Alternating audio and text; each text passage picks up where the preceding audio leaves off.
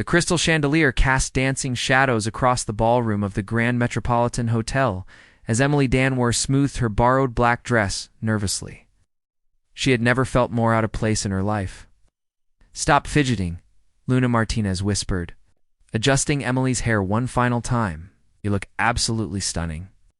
This charity gala needs more real heroes like you, not just checkbook philanthropists." Emily glanced around at the sea of designer gowns and tailored tuxedos. The annual Medical Research Foundation Gala attracted the city's elite, and she still couldn't believe Luna had convinced her to attend. After pulling a double shift in the emergency room, the last thing Emily wanted was to make small talk with wealthy strangers who wrote checks to feel good about themselves. "I should be home studying for my trauma surgery boards," Emily muttered, tugging at the neckline of Luna's dress that fit her perfectly, but felt foreign on her petite frame. "You've been buried in medical journals for months.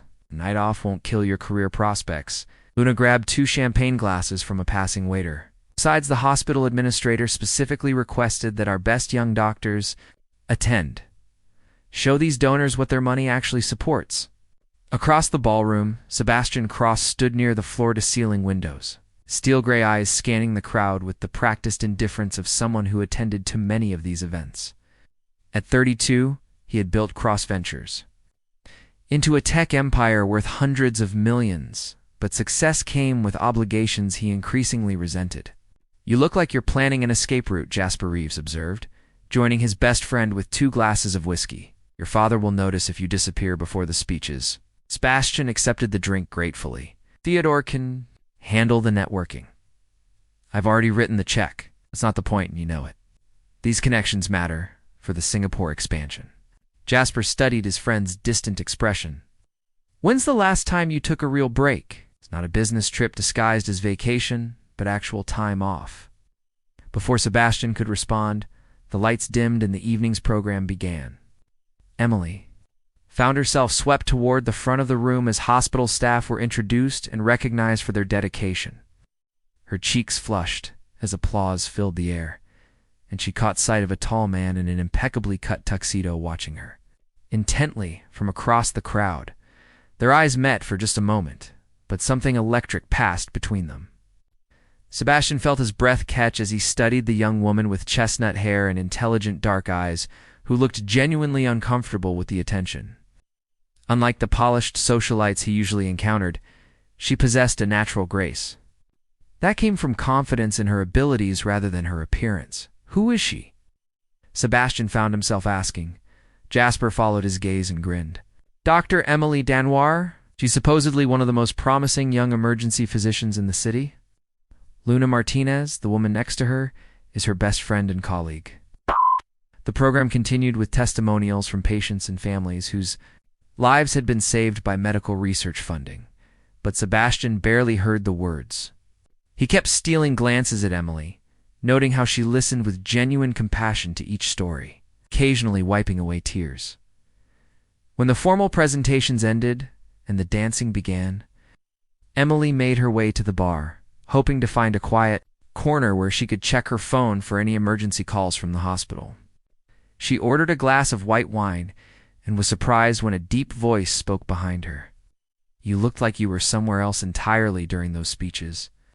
Emily turned to find herself face to face with the handsome stranger who had been watching her earlier. Up close, she could see the intelligence in his gray eyes and the slight lines around them that suggested he smiled, more than his serious expression indicated. "I was thinking about my patients," she replied honestly. "Listening to those stories reminded me of cases I've handled. Sometimes we save lives, sometimes we lose them. The research these donations fund could mean the difference for families I'll never meet." Sebastian extended his hand. "Sebastian Cross. And you're Dr. Emily Danwer, if I heard correctly during the introductions." "Just Emily is fine." She shook his hand, noticing the calluses that seemed inconsistent with his expensive suit. "You don't look like the typical charity circuit regular. Guilty as charged. This isn't exactly my preferred way to spend a Saturday evening." Sebastian signaled the bartender for a whiskey. "What gave it away?" Emily smiled for the first time all evening, and Sebastian felt something shift in his chest. You kept checking your watch during the speeches. You're standing at the bar instead of working the room like everyone else here. Observant. That's probably useful in your line of work.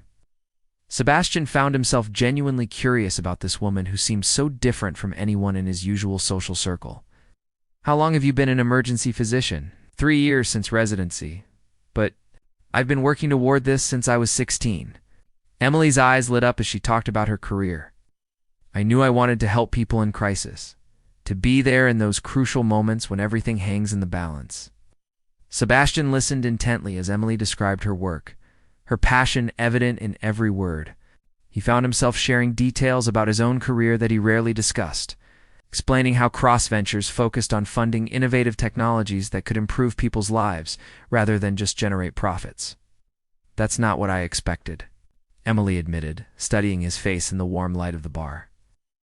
Most people at these events seem more interested in tax deductions than actually making a difference. Cynical for a doctor, Sebastian teased gently. It's realistic for someone who spends her nights seeing what money can't fix. Emily took a sip of her wine, but I'm glad to be wrong about you.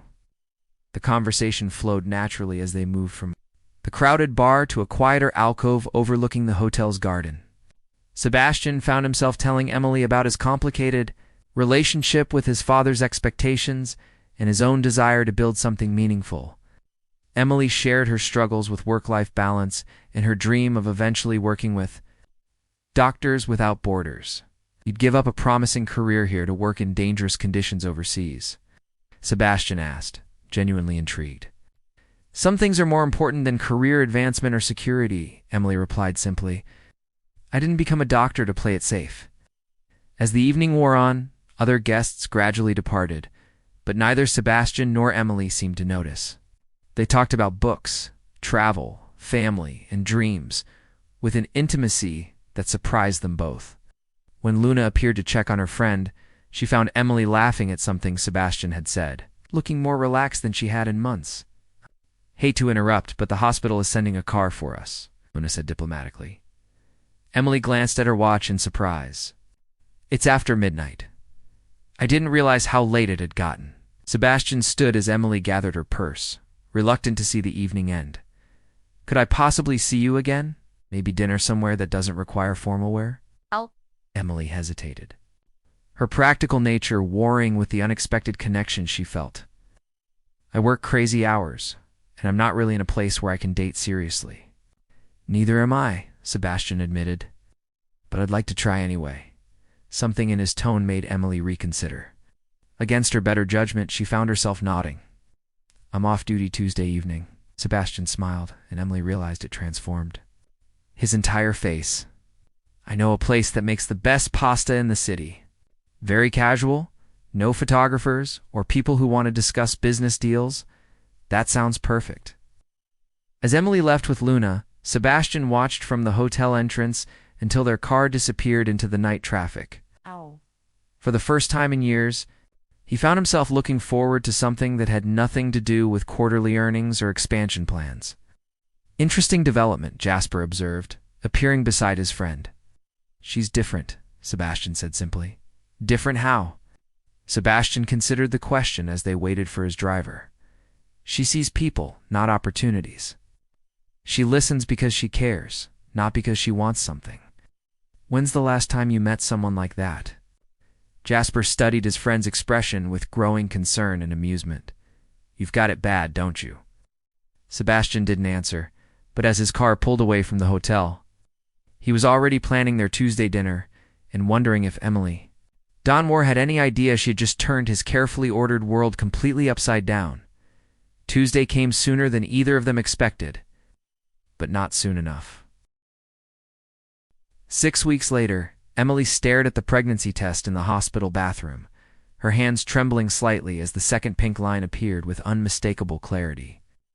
She had suspected something was different when her usual morning coffee started, making her nauseous, but the confirmation still hit her like a physical blow. This can't be happening, she whispered to herself, sinking onto the small chair in the corner of the staff restroom. Her relationship with Sebastian had blossomed over the past month and a half into something beautiful and unexpected.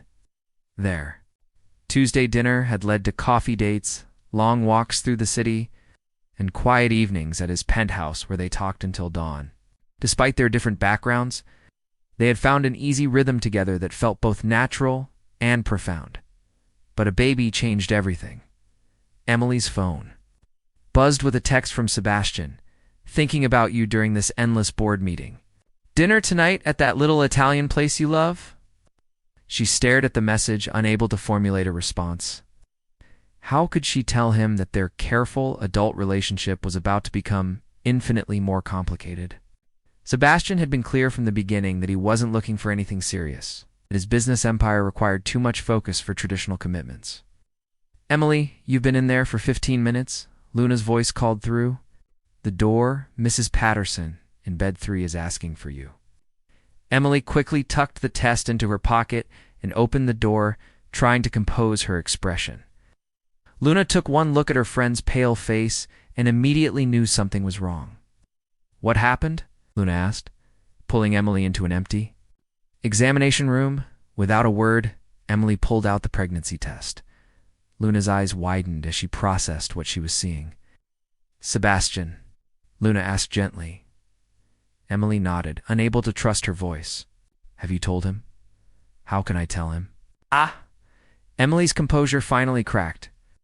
He's building this massive expansion into Asia. He's constantly traveling, and he's made it clear that he values his freedom. A baby would ruin everything we've built.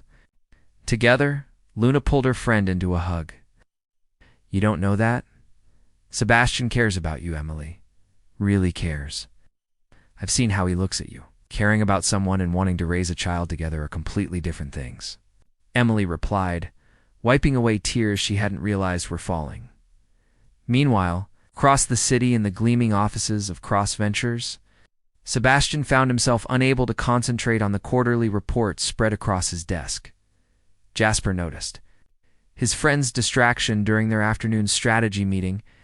You've checked your phone 6 times in the past 10 minutes, Jasper observed.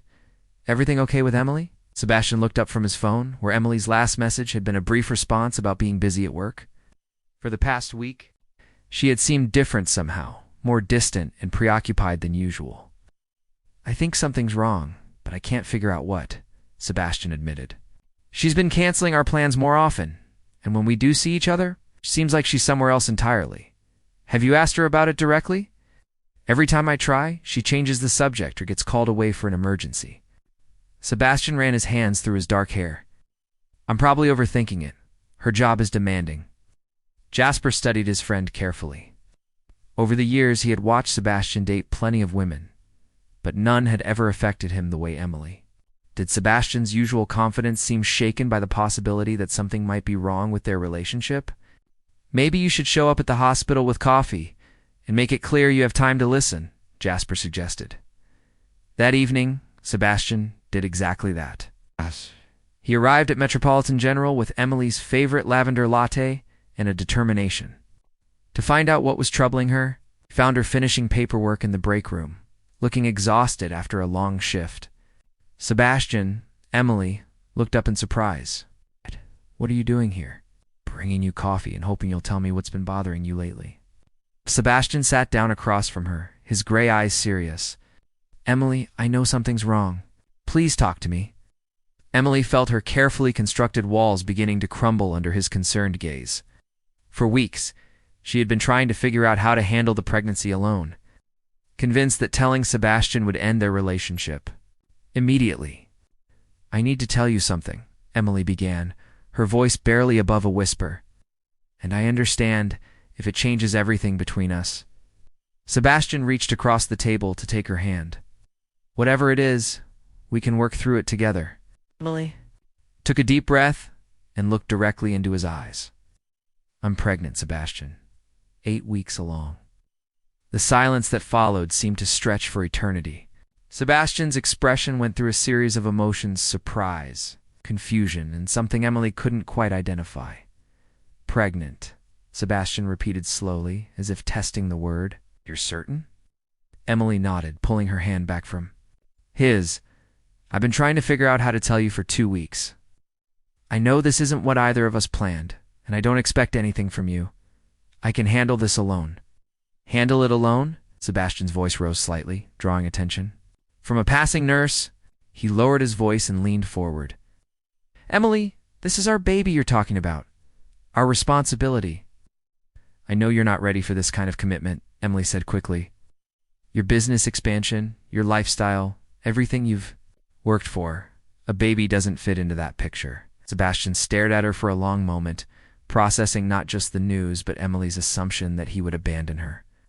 Is that really what you think of me? That I would walk away from you? And our child? Before Emily could answer, her pager buzzed with an emergency code. She stood up reluctantly. I have to go. Can we talk about this later? Emily, wait. Sebastian caught her arm gently.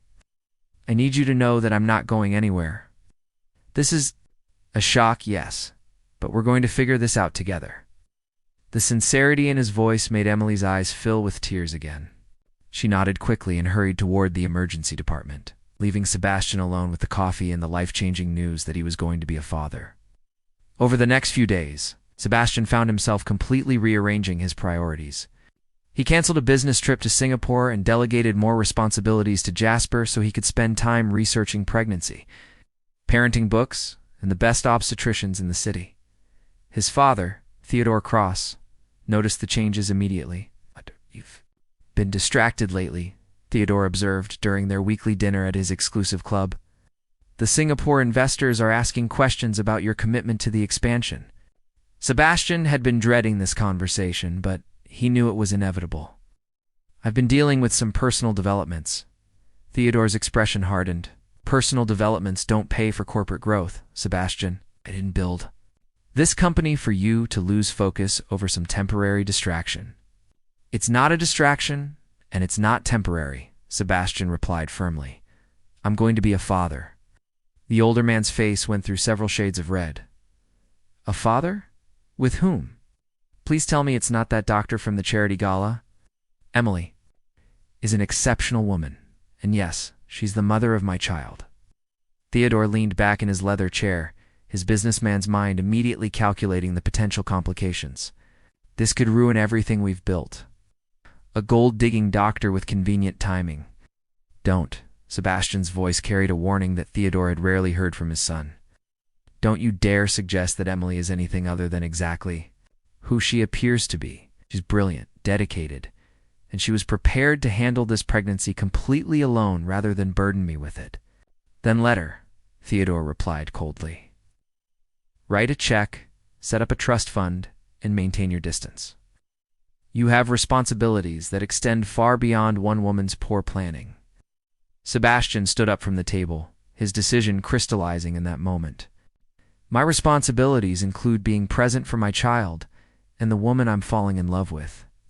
If you can't respect that, then maybe we need to reconsider my role in the company. As Sebastian left the club, Theodore Cross realized that his son's priorities had shifted in ways that could affect the entire Cross empire. Meanwhile, Emily had scheduled her first prenatal appointment, and Sebastian insisted on accompanying her. As they sat in the waiting room of Dr. Rebecca Walsh's office, Emily noticed Sebastian's nervous energy.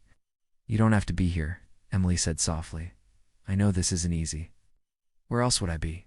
Sebastian replied, taking her hand. Emily, I need you to understand something. I may not have planned for this, but I've never been more certain about wanting something in my life. Before Emily could respond, they were called into the examination room. Dr. Walsh, a woman in her 50s, with kind eyes and a reassuring manner, began the ultrasound that would change their lives once again. Everything looks healthy, Dr. Walsh announced, moving the ultrasound wand across Emily's slightly rounded abdomen. But I'm seeing something interesting here. Emily and Sebastian both tensed, fearing complications. Congratulations, Dr. Walsh. Smiled broadly. You're having twins. The room fell silent, except for the sound of 2 strong heartbeats echoing through the ultrasound machine. Emily stared at the screen in amazement, while Sebastian gripped her hand tighter. Twins, Emily whispered, her free hand moving instinctively to her stomach. Sebastian looked at the grainy images on the monitor, seeing the outlines of 2 tiny forms that represented their future together. 2 babies, he said in wonder, as they left the doctor's office with ultrasound photos and a new understanding of what lay ahead. Sebastian pulled Emily close. "I know this is overwhelming," he said, "but I want you to know that I'm all in, Emily. With you, with our babies, with whatever comes next." Emily looked up into his gray eyes and saw nothing but sincerity and determination.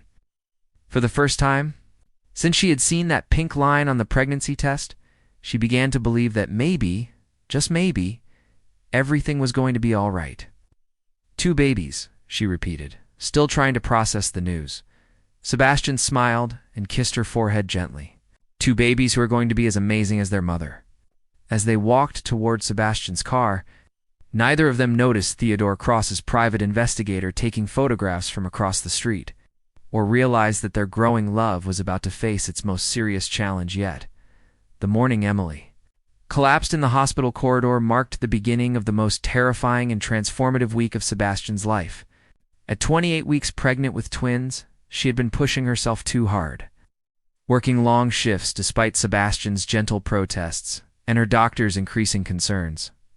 Luna found her first, unconscious near the nurse's station with her blood pressure dangerously elevated.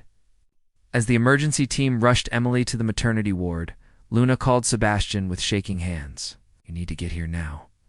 Luna's voice was tight with controlled panic. "Emily's in the higher risk unit. They're talking about possible preeclampsia." Sebastian broke several traffic laws getting to the hospital, his mind racing through every worst-case scenario. Found Luna in the waiting area outside the maternity intensive care unit, still in her scrubs and looking exhausted. "How is she?" Sebastian demanded. "Stable for now, but the next 48 hours are critical.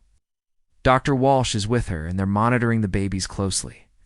Luna studied Sebastian's pale, worried face. "She's been hiding how sick she's been feeling because she didn't want." "You too worry?" Sebastian felt a surge of frustration and love so intense it nearly knocked him over. "That stubborn, brilliant woman. Can I see her? She's sedated right now, but yes, room 314. Sebastian found Emily connected to monitors that beeped steadily, her face pale but peaceful in sleep. Her sister Grace sat beside the bed, holding Emily's hand and looking up when Sebastian entered. "You must be Sebastian," Grace said quietly. "Emily talks about you constantly. I'm Grace." "How long have you been here?" Sebastian asked, pulling up another chair. "Since Luna called me 3 hours ago. I drove down from Portland immediately." Grace studied Sebastian with the protective intensity of a younger sister, evaluating her sibling's boyfriend. "She's scared, you know? It's not just about the medical stuff, but about whether you're really ready for all this." Sebastian looked at Emily's sleeping form, one hand resting on her rounded belly, where their twins were growing. "I've never been more ready for anything in my life." Dr. Walsh appeared in the doorway, chart in hand and a cautiously optimistic expression. "Mr. Cross, I'm glad you're here. Emily's condition has stabilized, but we need to discuss some changes to her care plan." Over the next hour, Dr. Walsh explained that Emily would need to remain in the hospital for the remainder of her pregnancy with strict bed rest and constant monitoring. The twins were at risk if her blood pressure couldn't be controlled, and premature delivery remained a serious possibility. "Understand this is a lot to process," Dr. Walsh concluded. "But with proper care, we have every reason to believe both. Emily and the babies will be fine."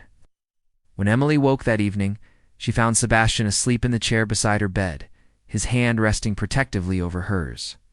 The sight of him there, rumpled and exhausted but present, made her heart ache with love and gratitude. "Hey," she whispered, causing him to wake immediately. "Hey yourself. How are you feeling?"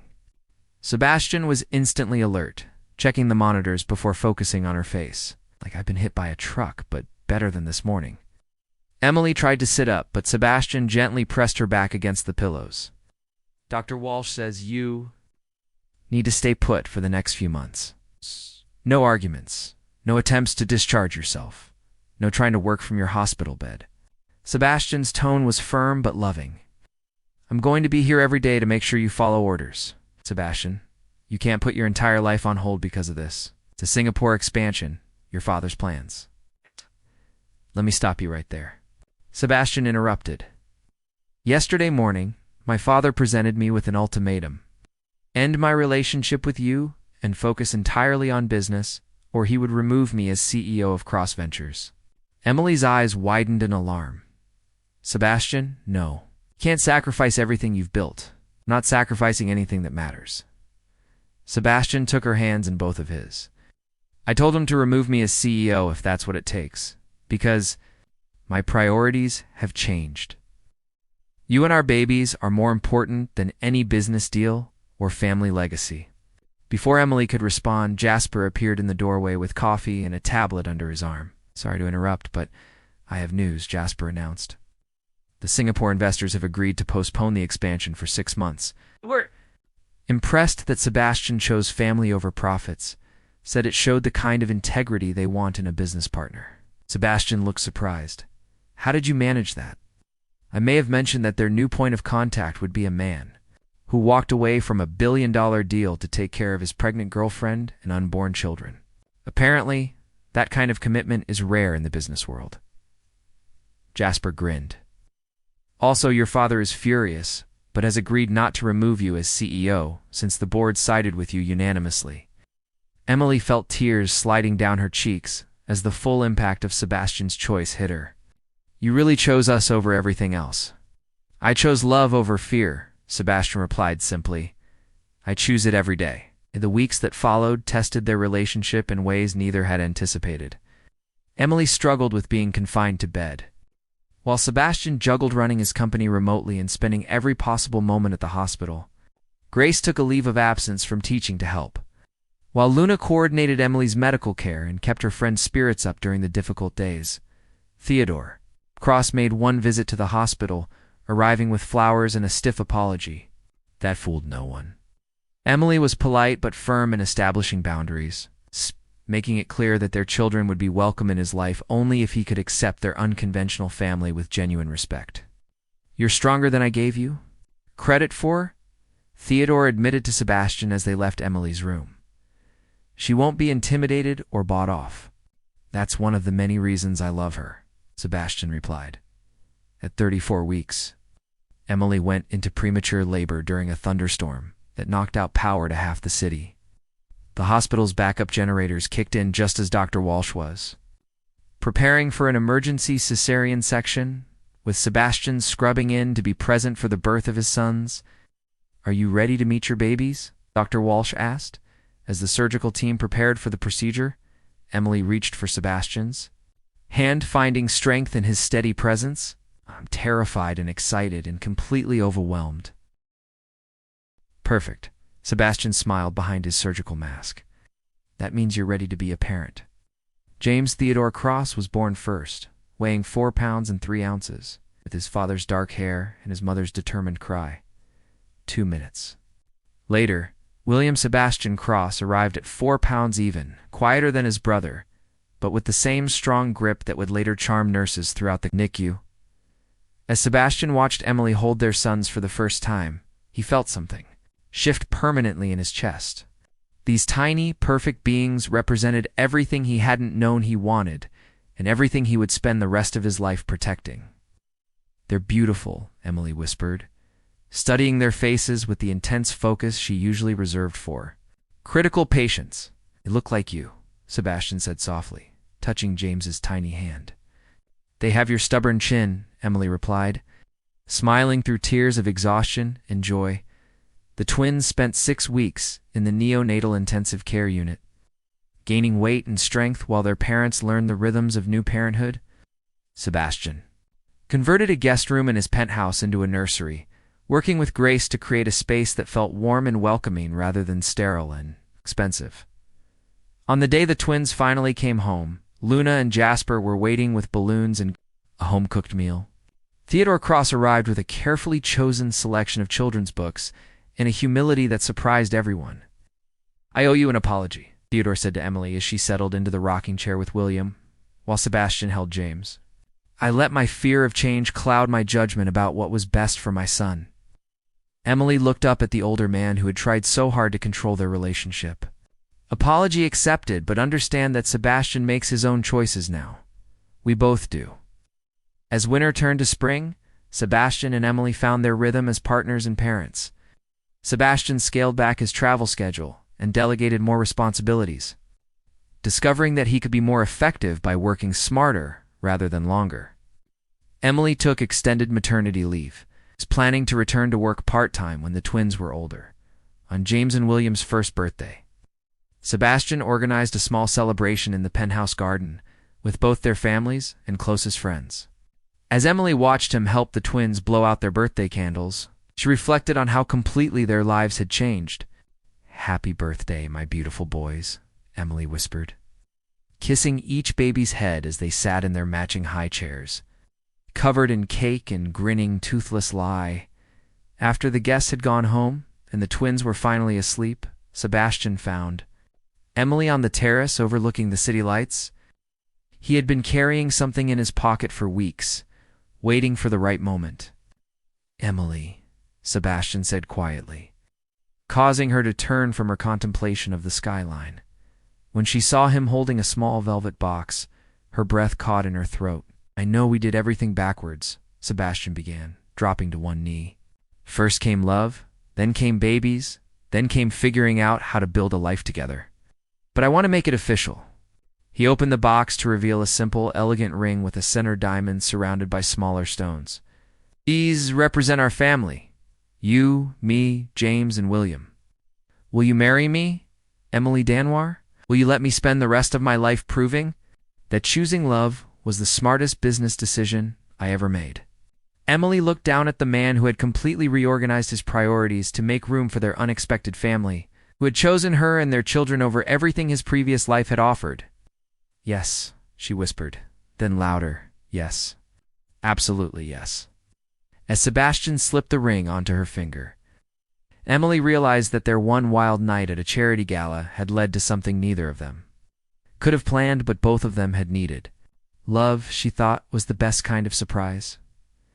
Epilogue. 6 months later, Emily adjusted her veil one final time as Grace made final touches to her simple but elegant wedding dress. Outside the church, she could hear the string quartet playing softly as guests arrived for their afternoon ceremony. "You look absolutely radiant," Luna said, appearing in the doorway of the bridal room with tears in her eyes. Sebastian is pacing near the altar like a nervous teenager.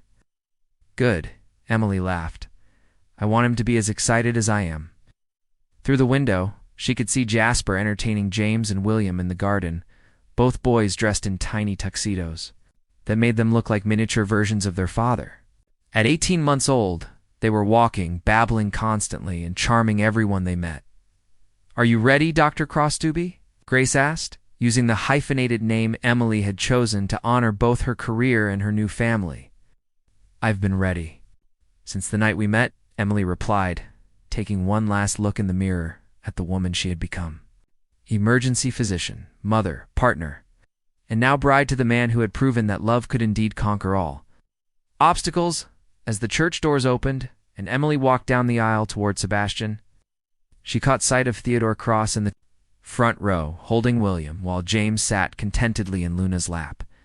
Sebastian's expression when he saw her made her heart race the same way it had at that charity gala 2 years ago. "You look incredible," Sebastian whispered as Emily reached the altar. "So do you," she replied, meaning it completely, as they exchanged vows they had written themselves, promising to choose love over fear, family over ambition, and each other over everything else the world might offer. Emily realized that their story had turned out exactly as it was meant to be. Sometimes, the best plans were the ones you never made. Sometimes one wild night could change everything. And sometimes, love was the greatest surprise of all. The end.